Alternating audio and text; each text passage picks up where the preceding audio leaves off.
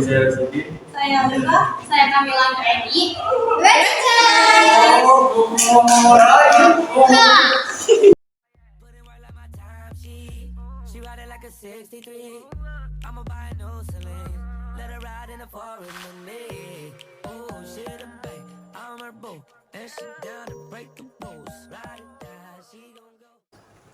Yang pertama ada pengertian, enzim adalah senyawa kimia yang berupa protein yang berperan sebagai biokatalisator, di mana bio adalah makhluk hidup dan katalis adalah zat yang mempercepat reaksi.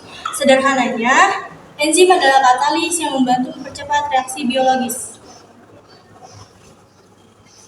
Nah, yang kedua yaitu komponen. Struktur atau komponen terdiri atas sisi aktif yang merupakan tempat menempelnya substrat atau senyawa yang akan diubah oleh enzim dibagi menjadi dua. Yang ke satu yaitu apenzim, merupakan enzim yang tersusun atas senyawa protein yang merupakan jenis yang paling mendominasi dari senyawa struktur yang ada. Sifatnya labil atau mudah berubah. Nah, yang kedua, kofaktor merupakan enzim yang tersusun atas senyawa monofosfin dibedakan menjadi dua, yaitu A. Kofaktor organik seperti vitamin, filipin, atau hem. Nah, yang B yaitu kofaktor organik seperti ion-ion logam Mg2+, Mn2+, atau Cu+. Contoh gambarnya kayak gini.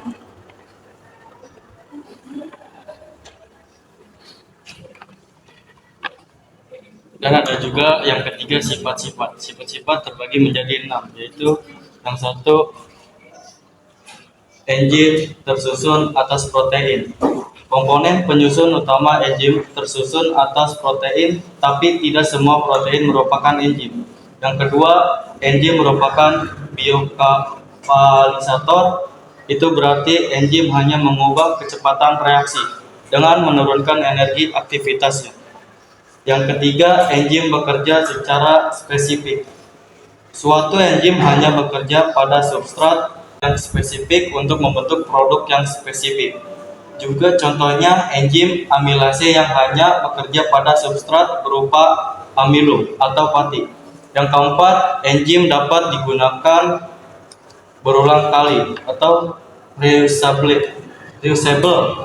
selama enzimnya tidak rusak. Enzim bisa dipakai berulang-ulang karena tidak ikut bereaksi. Yang kelima, enzim tidak ikut berubah menjadi produk. Walaupun enzim bekerja untuk mengubah substrat menjadi produk, tapi enzim tidak ikut berubah menjadi produk juga.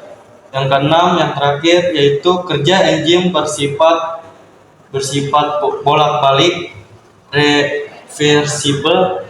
Suatu enzim dapat melakukan reaksi dua arah, yaitu dari substrat menjadi produk atau produk menjadi substrat.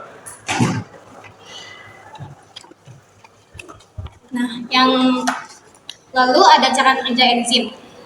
Cara kerja enzim terdapat dua teori. Yang pertama, teori gembok dan kunci. Teori gembok dan kunci ini pertama kali dikemukakan oleh Emil Fischer di tahun 1894. Di dalam teori ini, enzim akan berhubungan pada substrat dengan bentuk yang serupa atau spesifik pada sisi aktif enzim. Nah, jadi di teori ini, sisi aktif enzim itu tidak dapat berubah dan tidak bersifat fleksibel. Lalu, di mana enzim digambarkan sebagai sebuah gembok yang bisa membuka sebuah substrat yang digambarkan sebagai kunci. Lalu yang kedua, teori ketepatan induksi. Sisi aktif enzim bersifat fleksibel. Nah, jadi berbeda dengan teori yang pertama. Teori ini, sisi aktif enzim dapat berubah menyesuaikan bentuk substratnya, sehingga bisa berubah wujud sesuai bentuk substratnya. Enzim bisa berubah wujud karena pengaruh energi aktivitas yang diperlukan oleh tiap reaksi kimia. Energi aktivitas merupakan energi yang diperlukan untuk memecahkan molekul senyawa reaktan. Nah, jadi ini seperti ini gambarnya. Yang ini untuk teori gembok dan kunci, lalu yang ini teori ketepatan induksi.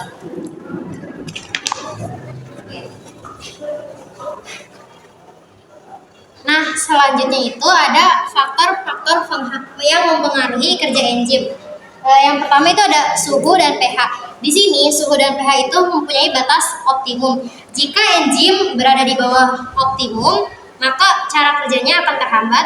Dan jika enzim berada di atas optimum, itu cara kerjanya akan mengalami kerusakan. Di sini suhu yang normalnya itu 35 sampai dengan 40 dan pH normalnya itu adalah 7. Selanjutnya ada konsentrasi enzim dan substrat. Di sini konsentrasi enzim itu akan meningkatkan kecepatan reaksi jika semua substrat telah terikat oleh enzim, dan konsentrasi substrat akan mengalami kecepatan reaksi jika yang berada pada enzimnya itu mengalami ketetapan. Terus di sini ada zat-zat penggiat, yaitu fungsinya untuk meningkatkan atau mempercepat cara kerja enzim. Lalu ada zat-zat penghambat. Adapun zat-zat penghambat ini dibagi menjadi dua, yaitu inhibitor kompetitif dan inhibitor non kompetitif.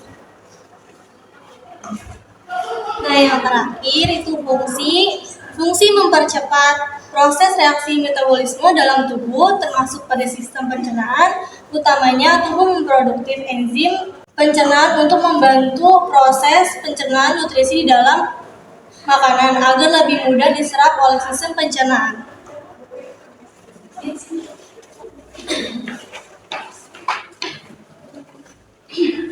Nah, jadi itu presentasi dari kelompok 1. Terima kasih.